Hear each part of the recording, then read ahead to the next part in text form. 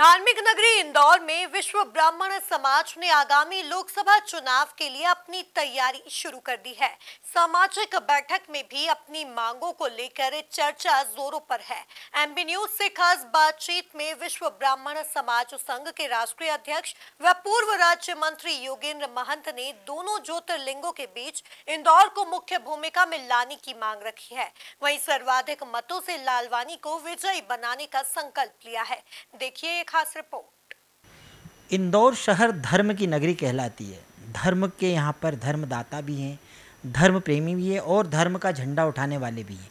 हमारे साथ में मौजूद है पूर्व राज्य मंत्री योगेंद्र महंत जी। आइए बात करते हैं उनसे लोकसभा चुनाव, आगामी लोकसभा चुनाव के लिए क्या तैयारी है। विश्व ब्राह्मण समाज संघ के अध्यक्ष भी हैं, आइए जानते हैं उनसे। मतलब विश्व ब्राह्मण समाज संघ के आप अध्यक्ष हैं, चूँकि ब्राह्मण समाज का क्या नज़रिया है चुनाव को लेकर के, किस प्रकार की तैयारियां चल रही हैं? सर्वप्रथम जय श्री राम। विश्व ब्राह्मण समाज संघ वर्तमान लोकसभा चुनाव में, क्योंकि सामाजिक समरसता के साथ में भगवान श्री राम का मंदिर की प्राण प्रतिष्ठा 22 जनवरी को अयोध्या जी में हुई है, उसका बहुत प्रभाव आम जनता पर, आम मतदाता पर है।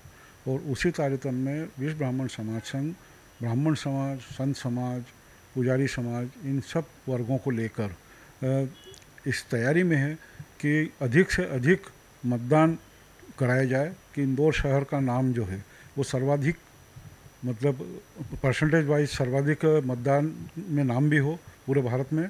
और जो हमारे भारतीय जनता पार्टी के सनातन धर्म के ओर से भारतीय जनता पार्टी ने जिन्हें लोकसभा का उम्मीदवार बनाया है, भाई शंकर ललवानी जी, उन्हें सर्वाधिक मतों से पूरे देश में जिताने का एक संकल्प विश्व ब्राह्मण समाज संघ ने सभी समाजजनों के साथ में बैठ कर लिया है।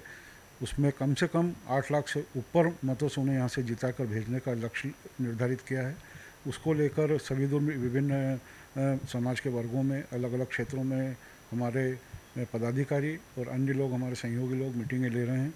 तो सभी को एक मानस बना रहे हैं, ऐसा मानस बनाकर, ऐसा मन बनाकर सबसे निवेदन कर रहे हैं कि अधिक अधिक मतदान कराना है। और साथ में भारतीय जनता पार्टी को इसलिए जिताना है क्योंकि सनातन धर्म की रक्षा करने वाली सिर्फ पूरे देश में एकमात्र पार्टी है जिसके प्रधानमंत्री आदरणीय नरेंद्र मोदी जी हैं, और वो पूरे सनातन धर्म की रक्षा के साथ में पूरे भारतवर्ष को पूरे विश्व में विश्व गुरु बनाने के अभियान में लगे हुए हैं। तो हमें उनके हाथ मजबूत करना है, उन्हें संबल देना है, उनको समर्थन देना है, और ब्राह्मण होने के नाते सभी लोगों की ओर से उनको आशीर्वाद प्रदान करना है कि वो पूरी ताकत से, स्वस्थ रूप से होकर पूरे भारत की इसी प्रकार सेवा करते रहें।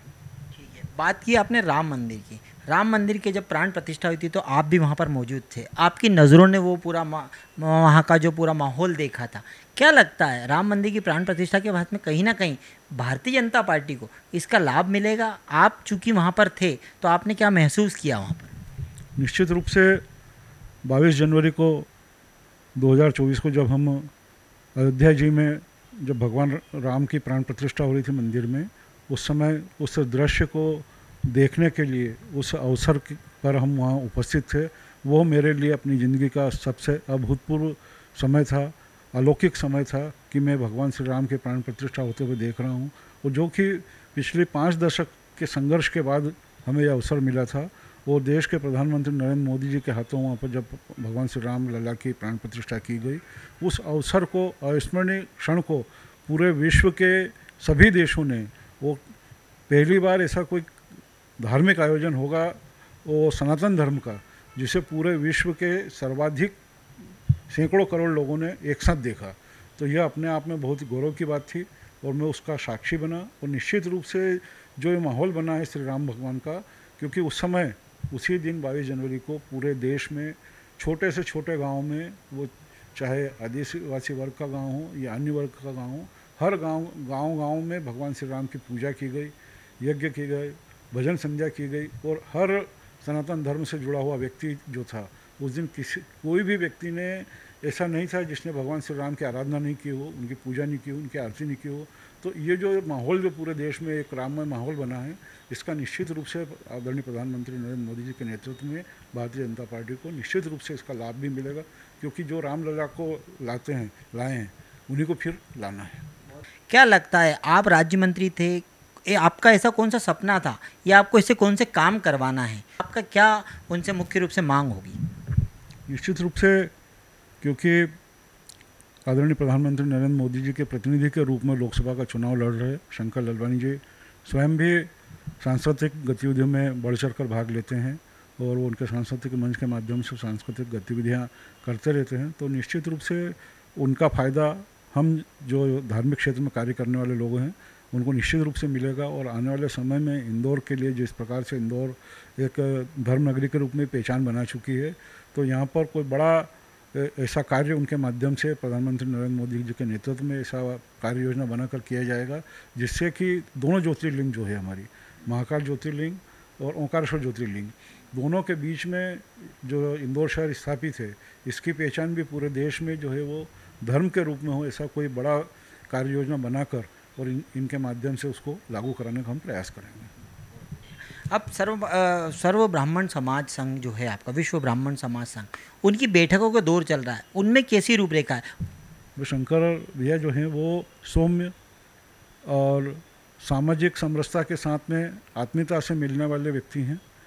आम जनता में सभी वर्गों में वो जा रहे हैं और उनके हर वर्गों में उनकी सीधी बातचीत है, उसका फ़ायदा उन्हें इस चुनाव में निश्चित रूप से मिलेगा। और वो मुझे ऐसा पूर्ण विश्वास है कि पूरे भारतवर्ष में लोकसभा उम्मीदवार में वो सर्वाधिक मतों से जीतकर लोकसभा में जाएंगे। विपक्षी की बात कर ले तो विपक्ष में फ्रेश चेहरा उतारा है, क्या लगता है आपको विपक्ष कितना चुनौतीपूर्ण होगा?